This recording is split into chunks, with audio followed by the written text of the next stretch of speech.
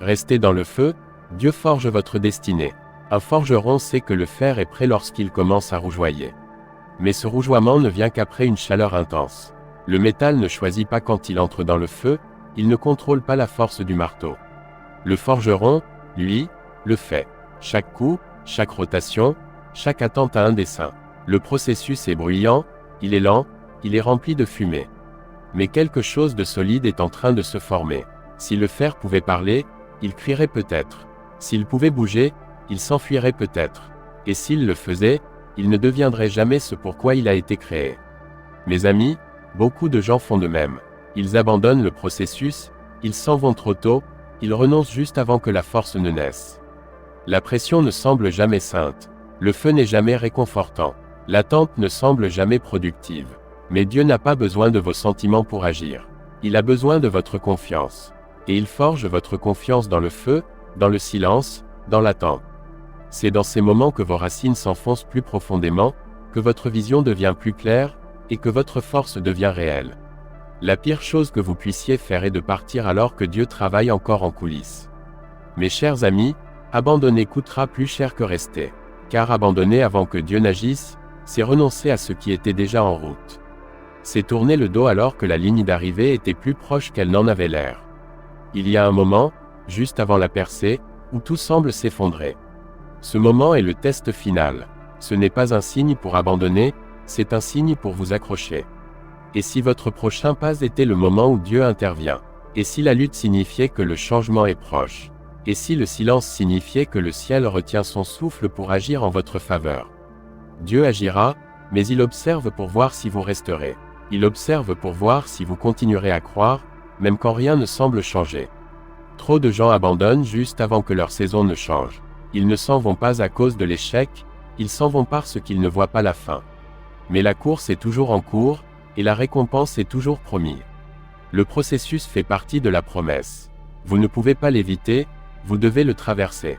Même quand vous ne le comprenez pas, même quand ça fait mal, même quand vous vous sentez oublié. Car vous n'êtes pas oublié. Vous êtes en train d'être forgé. Dieu n'est pas pressé, mais il est toujours à l'heure. Son plan pour votre vie n'a pas été annulé, il n'a pas été mis de côté, il n'a pas été perdu dans l'attente. Il travaille encore, il parle encore, même si vous ne l'entendez pas pour le moment, même si rien autour de vous ne semble différent. Quelque chose bouge sous la surface. Un changement se produit dans l'invisible. Mais, cela exige votre patience dans le visible. L'obéissance visible ouvre des portes invisibles. La louange visible dans les moments sombres invite la réponse de Dieu. Mais vous devez rester, vous ne devez pas quitter le lieu de la promesse. L'Écriture nous le rappelle dans Michée 7:7, « Moi, je regarderai vers l'Éternel, je mettrai mon espérance dans le Dieu de mon salut, mon Dieu m'exaucera. » Ce n'est pas une attente passive, c'est une attente féroce. C'est une confiance audacieuse, c'est dire, « Je ne bougerai pas à moins qu'il ne me le dise. » C'est savoir que si Dieu l'a dit, il le pensait. Même quand le temps passe, même quand les gens doutent, même quand tout semble immobile. Il agira, mais vous ne devez pas avancer devant lui. Certains d'entre vous sont dans un moment où il semble inutile de continuer à croire. Vous avez l'impression que le feu est trop chaud, que les coups sont trop durs, que le silence est trop long. Mais vous n'êtes pas en train d'être détruit, vous êtes en train d'être façonné, affiné, préparé pour quelque chose de plus grand. Si vous abandonnez maintenant, vous manquerez ce qui était destiné à vous bénir. Si vous partez maintenant, vous manquerez la porte qui était sur le point de s'ouvrir. Dieu n'a pas fini, il n'a pas terminé d'écrire votre histoire. Mais vous devez rester sur la page. Ne quittez pas l'histoire avant que l'intrigue ne change. Ne fermez pas le livre avant le tournant décisif. Tenez votre position, appuyez-vous sur sa parole, et croyez que son intervention arrive. Aujourd'hui, je veux vous montrer comment rester en place tout en faisant confiance à Dieu déverrouille une intervention divine. Je veux révéler comment votre capacité à endurer est une clé pour votre prochaine bénédiction. Je vais également prier une prière puissante avec vous, au nom puissant de Jésus. Alors, restez jusqu'à la fin et ouvrez votre cœur pour recevoir les bénédictions de cette prière. Le poids de l'attente. Mes amis, l'attente teste ce que vous croyez vraiment. Elle révèle si votre confiance repose sur le résultat ou sur celui qui contrôle le résultat. Quand les réponses tardent, les doutes surgissent. Mais c'est là que votre confiance devient un choix. C'est dans le poids de l'attente que la foi mûrit, que l'espoir superficiel est exposé, et qu'une croyance profondément enracinée se forme. N'importe qui peut croire quand les choses sont rapides et fluides. Mais la vraie force se manifeste quand rien ne bouge, et que vous tenez bon. Mes amis, votre attente n'est pas un signe de défaite, c'est une opportunité de développer une profondeur spirituelle. C'est un lieu où le feu ne vous consume pas, mais forge votre endurance. C'est là que Dieu construit la version de vous capable de porter la promesse. Certains d'entre vous ont mal compris le poids. Vous avez pensé que cela signifiait que Dieu avait dit non, que c'était un rejet. Mais le poids de l'attente n'est pas une punition, c'est une préparation. Un constructeur ne pose pas un toit avant d'avoir bâti les fondations. Un arbre ne porte pas de fruits avant d'avoir pris racine. Et Dieu ne libère pas une destinée avant d'avoir construit la résilience. Si cela prend plus de temps que prévu, c'est parce que ce qui vient exige votre stabilité. Si cela n'est pas encore arrivé, c'est parce que ce qu'il prépare nécessitera une force que vous ne savez pas encore nécessaire. Il ne vous prive pas de quelque chose, il vous forme pour le porter correctement. Quand le temps s'étire, votre esprit peut se retourner contre votre cœur. Des pensées murmurent des mensonges, vous commencez à croire que vous avez manqué votre moment, que Dieu a sauté votre nom. Mais le silence n'est pas une absence, et l'immobilité n'est pas un abandon. Vous ne voyez peut-être pas de mouvement, mais cela ne signifie pas que Dieu ne travaille pas. Tout comme les graines poussent sous le sol bien avant de percer la surface, Dieu agit derrière ce que vous pouvez voir. La foi, c'est choisir de lui faire confiance même quand tout ce que vous avez, c'est sa parole. Et la foi dans l'attente est l'une des formes les plus élevées d'adoration, car vous dites « Je crois », non pas à cause des preuves, mais à cause de qui il est. Regardons Habakkuk 2/3, car c'est une vision qui est encore pour un temps fixé, elle s'élance vers son terme, et elle ne mentira pas. Si elle tarde, attends-la, car elle s'accomplira certainement. Ce verset nous rappelle que l'attente n'est pas un refus. Il y a un temps fixé, et ce rendez-vous ne sera pas manqué. Le calendrier de Dieu n'est pas ébranlé par les horloges humaines. Son emploi du temps ne bouge pas sous la pression émotionnelle. Quand la vision sera prête, et quand vous serez prêt, elle se manifestera, et rien ne pourra l'arrêter. Attendre ne signifie pas ne rien faire. Attendre signifie se tenir avec un dessein. Cela signifie prier quand vous vous sentez sec, louer quand vous êtes fatigué, servir quand personne ne le remarque, obéir quand les résultats sont invisibles. Il y a une puissance dans l'attente obéissante, car chaque acte d'obéissance dans l'attente devient une graine de percée. Chaque fois que vous choisissez de rester fidèle, vous mettez du poids sur la promesse. Vous dites, « Je ne bougerai pas tant que Dieu n'agira pas ». Et ce type de décision change l'atmosphère. Certains d'entre vous portent le poids des promesses depuis des années. Vous avez des rêves qui se déploient encore, des prières encore sans réponse, et vous êtes fatigué. Mais ce n'est pas le moment d'abandonner la promesse. Ce n'est pas le moment de vous éloigner de la parole que Dieu vous a donnée. Vous êtes plus près que vous ne le pensez, et le poids que vous portez n'est pas un fardeau, c'est la preuve de ce que vous portez en vous. C'est un signe que ce que Dieu a placé en vous a de la valeur. L'ennemi n'attaque pas ce qui n'a pas de dessein, il attaque ce qui a du potentiel. Dans l'attente, Dieu ne prépare pas seulement le résultat, il prépare l'environnement. Il ajuste les connexions, il ouvre la faveur, il aligne les bonnes personnes et écarte les mauvais. Il vous protège d'entrer trop tôt dans quelque chose qui pourrait vous écraser. Parfois, les prières sans réponse sont une protection. Parfois, les réponses retardées sont une miséricorde. Vous n'attendez pas seulement ce qui vient, vous êtes sauvé de ce qui pourrait vous détruire trop tôt. Le poids de l'attente vous apprend à marcher par la foi, pas par la vue. Il vous apprend à vous reposer quand il n'y a pas de confirmation, à adorer quand il n'y a pas de raison, à rester quand il n'y a pas d'applaudissement. Et cela construit une personne capable de porter le poids de la gloire. Dieu ne veut pas vous donner quelque chose qui vous écraserait. Il veut vous donner quelque chose qui vous complète. Mais il ne donnera pas la couronne avant que vos épaules ne puissent la porter. Alors, il vous entraîne à travers le temps, il vous développe à travers les délais, il vous fortifie à travers le silence. Mes amis, vous ne comprenez peut-être pas la saison que vous traversez. Vous avez peut-être l'impression que la chaleur augmente et que les résultats sont introuvables. Mais je vous exhorte, ne partez pas, ne posez pas la promesse, ne troquez pas votre appel contre un confort temporaire. Dieu est fidèle, il n'a pas oublié ce qu'il vous a dit. Et si vous restez, il vous montrera pourquoi vous avez attendu. Votre promesse n'est pas perdue, elle grandit. Et son poids est un signe qu'elle est réelle. Tenez bon, l'intervention de Dieu arrive, la distraction de la déception. Mes amis, la déception est subtile mais lourde. Elle s'insinue lorsque les attentes ne sont pas satisfaites. Elle s'accumule lentement, puis s'installe profondément. Toute déception ne crie pas, certaines s'assoient silencieusement dans le cœur, vidant peu à peu la foi. Vous commencez fort, priant avec ferveur, déclarant avec passion, avançant avec espoir. Mais après un certain temps, quand les portes restent fermées et que les prières semblent sans réponse, vous commencez à ajuster votre foi à votre frustration. La déception ne vous rend pas seulement triste, elle vous rend douteux. Elle ne cause pas seulement des larmes, elle peut vous amener à cesser d'essayer complètement. Et c'est là le danger. Beaucoup de gens n'abandonnent pas avec des mots, ils abandonnent dans le silence. Ils cessent de croire en privé tout en continuant à faire semblant en public. Ils cessent de demander à Dieu avec audace, ils se contentent de survivre au lieu de poursuivre une percée. La déception vous fait penser que peut-être Dieu ne veut pas cela pour vous, que c'était peut-être votre faute, que cela n'arrivera jamais. Et lentement, la flamme s'éteint, non pas parce que la promesse a changé, mais parce que le cœur s'est fatigué.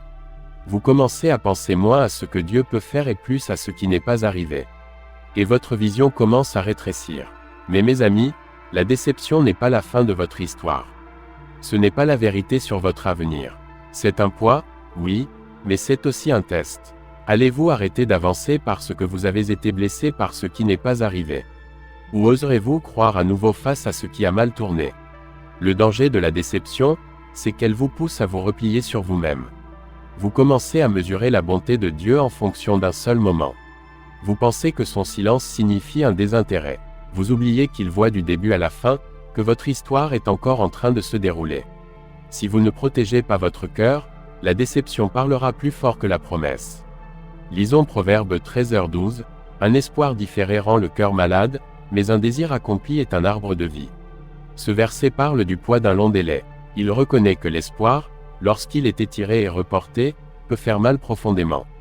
Mais il nous rappelle aussi que l'accomplissement est réel, que Dieu répond, et que ce que vous désirez, lorsqu'il viendra, vous revivifiera comme jamais auparavant. Mais l'attente peut vous distraire. La douleur du délai peut vous tenter de vous éloigner de ce qui était encore à venir. C'est pourquoi vous devez garder votre esprit dans les moments de déception, car l'ennemi veut que vous abaissiez vos attentes. Certains manquent ce que Dieu a pour eux parce qu'ils n'attendent plus rien. Ils prient des prières prudentes, ils ont des pensées limitées, ils se préparent à moins que ce que Dieu avait réellement prévu. La déception les a poussés à réduire leurs attentes. Mais la foi ne fonctionne pas sur les sentiments. La foi dit, même si ça a fait mal la dernière fois, je demanderai encore. Même si ça n'est pas arrivé avant, je croirai encore. Même si ça m'a étiré au-delà de ce que je pensais pouvoir supporter, j'espérerai encore. Ce n'est pas être naïf, c'est être courageux. C'est choisir de faire confiance alors que votre cœur est encore meurtri. Votre déception ne peut pas définir votre théologie, elle ne peut pas façonner votre image de Dieu. Si vous basez son caractère sur un délai, vous déformerez la vérité. Dieu n'est pas bon seulement quand les choses vont comme vous voulez. Il est bon parce que c'est qui il est, et il ne ment pas. Ce qu'il a promis, il l'accomplira. Mais votre déception veut vous convaincre que vous avez peut-être mal entendu, que vous avez peut-être attendu trop, que vous devez abaisser votre espoir. C'est un piège. Dieu n'est pas dépassé par vos attentes, il veut que vous croyiez à nouveau. Quand Jésus guérissait dans son ministère terrestre, il demandait souvent aux gens d'exprimer leur foi, de tendre la main, de crier, d'attendre. L'attente attire la puissance de Dieu. La déception essaie d'étouffer cet attrait. Si l'ennemi ne peut pas voler votre salut, il essaiera de voler votre attente. Car un croyant qui n'attend plus n'avance plus. Il devient passif, détaché, survivant mais pas prospérant. Vous n'êtes pas appelé à vivre ainsi. Vous êtes appelé à croire avec audace, à attendre des miracles à nouveau. Certains d'entre vous portent un chagrin silencieux. Vous n'en avez parlé à personne, mais vous avez prié pour quelque chose qui n'est pas arrivé, et une partie de vous s'est éteinte. Vous avez cessé de rêver, de jeûner, d'écrire la vision, parce que la déception vous a dit que ça n'en valait pas la peine. Mais aujourd'hui, je suis ici pour vous dire que ça en vaut la peine. La vision est toujours vivante, le rêve est toujours valable, et ce que Dieu a placé en vous n'est pas trop tard. Vous devez vous relever, vous devez croire à nouveau. La déception parle avec finalité, mais Dieu parle avec restauration. Il peut guérir ce qui vous a blessé, il peut rallumer ce qui a été enfoui. Mais vous devez lui apporter votre déception, ne pas la cacher, ne pas la réprimer. Déposez-la à ses pieds. Dites-lui où ça a fait mal, ce qui semblait injuste, où vous avez cessé de croire, et demandez-lui de le toucher à nouveau. Il n'est pas offensé par votre douleur, il veut vous rencontrer dedans. Si vous ne traitez pas la déception, elle empoisonnera votre perception. Vous commencerez à attendre l'échec, à vous préparer au retard, à supposer le rejet. Mais Dieu ne vous a jamais dit d'arrêter de demander, d'arrêter de frapper, d'arrêter de chercher. Cet ordre tient toujours, même après que votre cœur a été brisé, même après que vos espoirs ont été différés. Continuez à chercher, continuez à frapper, continuez à croire. La déception n'est pas une impasse, c'est une porte. Et la clé est dans votre persistance. Vous n'êtes pas trop en retard, vous n'avez pas manqué votre chance. La chronologie de Dieu vous inclut encore. Mais vous devez relever la tête, relever la voix, relever votre foi. Il n'a pas fini. La réponse est peut-être plus proche que vous ne le pensez, mais vous ne devez pas laisser la déception vous distraire de la porte qu'il est encore en train d'ouvrir. L'endurance de l'obéissance. Mes amis, l'obéissance devient plus puissante lorsqu'elle semble le moins gratifiante. Quand il n'y a pas d'applaudissements, pas de résultats visibles, pas de confirmation que vous avez bien entendu Dieu. L'obéissance dans ces moments demande de l'endurance. Cela exige plus que de la discipline, cela exige de la confiance. L'endurance, c'est l'obéissance étirée dans le temps. C'est continuer dans la foi quand les autres ont arrêté. C'est faire ce que Dieu a dit, même quand ça ne semble plus excitant, même quand le coût augmente, même quand vos forces s'amenuisent. Beaucoup commencent fort dans l'obéissance, mais peinent à continuer. Ils commencent quand le chemin est clair, quand l'instruction semble facile. Mais que se passe-t-il quand le chemin devient solitaire? Quand il exige plus de vous que vous ne l'aviez imaginé? Quand les autres s'en vont, et que vous portez toujours la même instruction?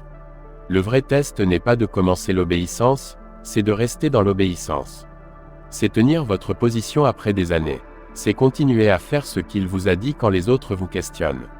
C'est là que l'endurance grandit, et c'est là que la puissance se forme. L'obéissance ne conduit pas toujours à une récompense immédiate.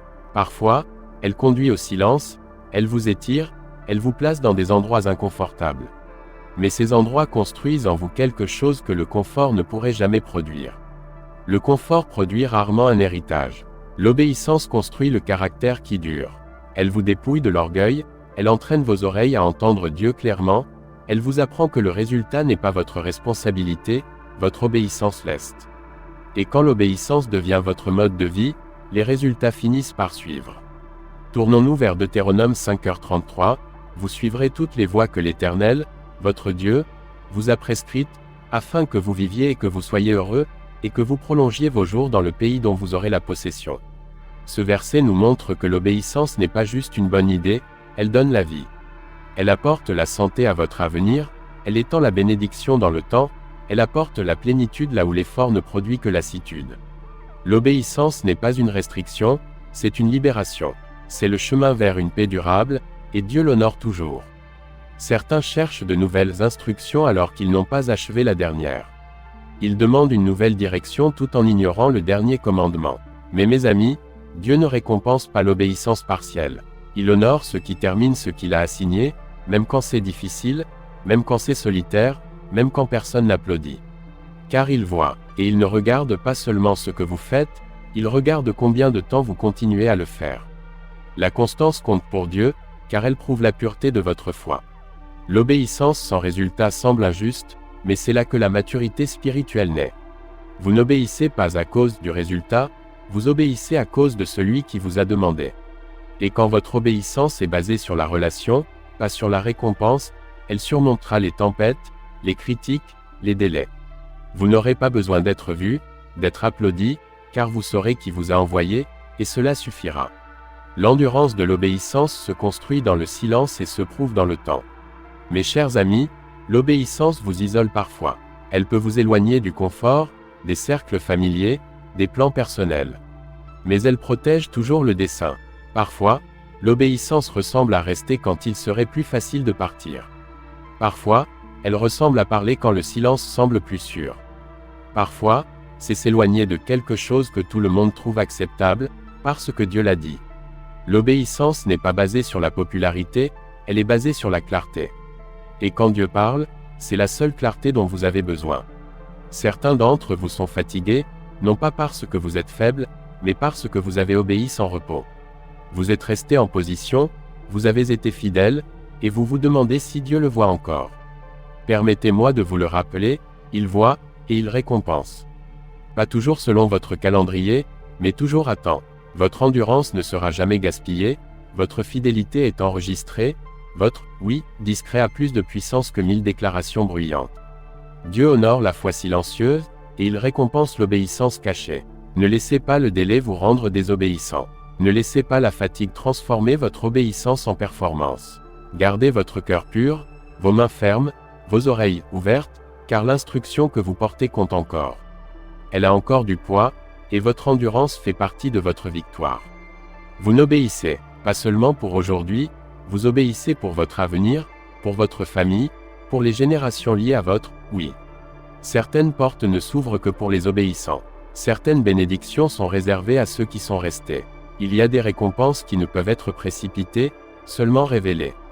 Et elles sont déverrouillées par ceux qui ont refusé d'abandonner. Votre constance n'est pas inaperçue, votre obéissance n'est pas invisible, et votre voyage n'est pas gaspillé. Vous posez les fondations pour une libération plus grande que ce que vous pouvez voir. Tenez la ligne, continuez à faire ce qu'il vous a dit, même quand c'est difficile, même quand ça semble inutile. Car l'obéissance produit toujours du fruit. Quand Dieu voit quelqu'un qui obéit quoi qu'il arrive, il lui fait confiance avec plus, il révèle plus, il libère plus. Car l'obéissance est une clé, et l'endurance c'est la main qui tient cette clé fermement. Mes amis, ne lâchez pas. Votre fidélité est sur le point de produire du fruit, et votre obéissance est sur le point de parler plus fort que tout délai. Dieu n'est pas injuste, il récompensera votre obéissance par une récompense, en son temps, à sa manière, et cela en vaudra plus que la peine. Restez obéissant, restez fidèle, et ne partez pas, car l'intervention de Dieu est plus proche qu'elle n'en a l'air. Votre endurance est le pont vers la promesse. Prière. À tous ceux qui entendent ma voix, allons maintenant devant le Seigneur en prière. Je veux que vous priez cette prière avec moi, ou que vous l'écoutiez dans la foi, afin que vous puissiez recevoir toutes les bénédictions de cette prière. Prions notre Dieu gracieux et aimant. Père céleste, Dieu très haut, tu es puissant en pouvoir et parfait dans toutes tes voies. Tu es celui qui parle, et la création obéit, qui déplace les montagnes et apaise les tempêtes sans avertissement. Je te loue, car toi seul es fidèle, même quand je ne comprends pas ton timing. Je te loue, car chaque parole de ta bouche est pure et inébranlable. Merci, Seigneur, de m'avoir soutenu quand j'avais envie d'abandonner. Merci pour chaque délai qui m'a protégé et chaque silence qui a construit ma foi. Pardonne-moi pour chaque moment où j'ai douté de toi. Pardonne-moi mes fautes, connues et inconnues. Comme tu m'as pardonné, je pardonne aussi à ceux qui m'ont offensé. Au nom de Jésus, je décrète et déclare que je n'abandonnerai pas. Je rejette la voie de la défaite et j'abats tout mensonge de la déception. Seigneur, aide-moi à rester là où tu m'as placé et à voir tes promesses s'accomplir. Au nom de Jésus, je réprimande toute attaque spirituelle conçue pour m'épuiser. Je réprimande le retard, le désespoir, la déception et la fatigue spirituelle. Au nom de Jésus, je déclare que j'attendrai dans la foi, que j'endurerai dans l'obéissance, et que je ferai confiance même quand je ne comprends pas pleinement. Seigneur, verse en moi une nouvelle force. Que la patience grandisse, que le courage prenne racine à nouveau, que l'obéissance persiste même dans le silence. Guéris chaque espace brisé dans mon cœur qui a été blessé. Au nom de Jésus, je réprimande toute attaque de l'ennemi, confusion, lourdeur, peur, manipulation et épuisement spirituel. Que ta protection divine me couvre, moi et mes proches. Que la faveur, la provision et la clarté débordent dans nos vies. Seigneur, alors que je dis cette prière avec tous ceux qui écoutent, je suis reconnaissant pour chaque cœur qui s'ouvre devant toi en ce moment. Nous nous unissons dans la prière, nous nous soutenons mutuellement, et nous te demandons de renouveler nos esprits, de restaurer nos forces et de raviver notre foi. Au nom de Jésus, nous recevons la guérison, nous recevons la victoire, et nous recevons tes promesses. À toi appartient le royaume, la puissance et la gloire pour toujours. Merci, Seigneur, d'entendre et de répondre à ma prière. Au nom puissant de Jésus, je prie, Amen. Si vous avez été béni par ce message, tapez le mot « Amen » dans la section des commentaires ci-dessous. Je déclare que toutes les bénédictions de cette prière sont maintenant sur vous, au nom de Jésus. Vous pouvez aider à toucher plus de personnes et à répandre l'Évangile en partageant cette vidéo avec un ami ou un membre de la famille qui, vous le savez, a besoin de la bénédiction de cette prière, et en cliquant sur le bouton « J'aime ». N'oubliez pas de vous abonner à notre chaîne Daily Jesus Devotional pour plus de vidéos qui béniront votre cœur et élèveront votre esprit. Nous apprécions tous ceux qui nous soutiennent. Vous êtes bénis pour être une bénédiction. Prière de salut. Pour ceux qui écoutent et souhaitent accepter Jésus-Christ comme leur Seigneur et Sauveur, je vous encourage à recevoir la grâce de Dieu avec un cœur ouvert et repentant. Commencez là où vous êtes. Votre passé n'a pas d'importance. Jésus est venu chercher et sauver ceux qui sont perdus. Dieu vous aime. Ce n'est pas la volonté de Dieu que quiconque périsse, mais que tous parviennent à la repentance. Dites cette simple prière de salut pour vous-même. Cher Seigneur Jésus, je sais que je suis pécheur, et je te demande pardon. Je crois que tu es mort pour mes péchés et que tu es ressuscité des morts. Je me détourne de mes péchés et t'invite à entrer dans mon cœur et ma vie. Je veux te faire confiance et te suivre comme mon Seigneur et Sauveur. Seigneur Jésus, écoute ma prière, je prie. Merci, Seigneur, de m'avoir sauvé. Amen. Maintenant que vous avez prié cette prière, vous pouvez demander à un pasteur de vous baptiser dans une église locale et de rendre cette décision publique. Le baptême est un symbole de cette décision de suivre Jésus. Je vous encourage ensuite à avoir une communion avec d'autres croyants pour en apprendre davantage sur votre nouvelle vie et pour mieux connaître Dieu. N'hésitez pas à laisser votre demande de prière dans la section des commentaires afin que nous puissions les présenter devant Dieu pour vos bénédictions et votre victoire. Nous invitons également les autres croyants sur la plateforme YouTube et partout dans le monde à se joindre à nous et à commencer à prier pour vous dès maintenant. Nous voulons que vous sachiez que, même si vous ne voyez pas de réponse à votre demande de prière, cela ne signifie pas que nous n'avons pas prié pour vous. Soyez assurés que nous élevons activement chaque demande à Dieu, conformément à sa volonté. Nous croyons en la puissance de la prière pour apporter réconfort, guérison et direction selon le plan parfait de Dieu. À Dieu soit toute la gloire. Que la grâce et la paix de notre Seigneur Jésus-Christ soient avec vous tous.